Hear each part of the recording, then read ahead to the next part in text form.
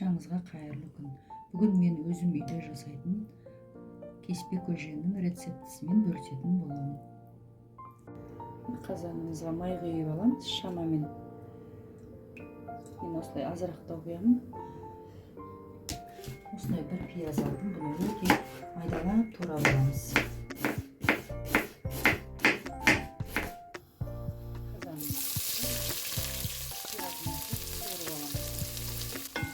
Piyazımızı kişinin korup aldık. Енді осыған турап жуып алған етімізді саламыз.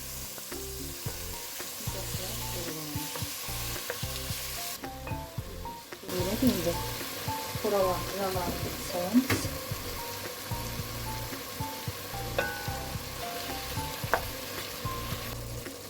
Етіміз әдемі қуырылып, осыған кішкене тұз саламын.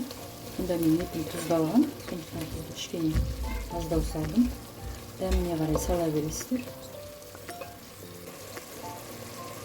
Етіміз әбден қуырылды. Енді осыған қалауымызша су құйып аламыз. Лавр жапырағын салып жібереміз. Қамырды илеп алу үшін алдымен суға тұз салып ертіп аламыз. Енді бұл кеспе көжеміздің қамырын илеп аламыз. Оған жұмыртқа салсаңыздар да болады. Мен жұмыртқа қоспай илеймін.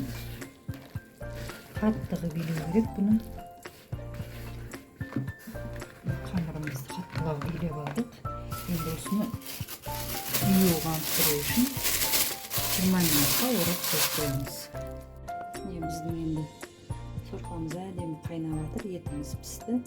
Енді осыған картошкамызды, сәбізімізді бәрін салып аламыз. Жаймен. Сорпамыз баяу әдемі қайнап жатыр. Қамырымыздың июы қанды. Енді осыны жая берсек болады.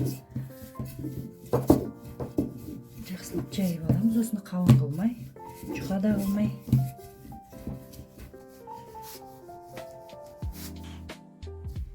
Қамырымызды толық жайып алдық. Енді осыны қалауымызша кесіп аламыз. Енді осы кеспемізді жақсылап майдалап турап аламыз.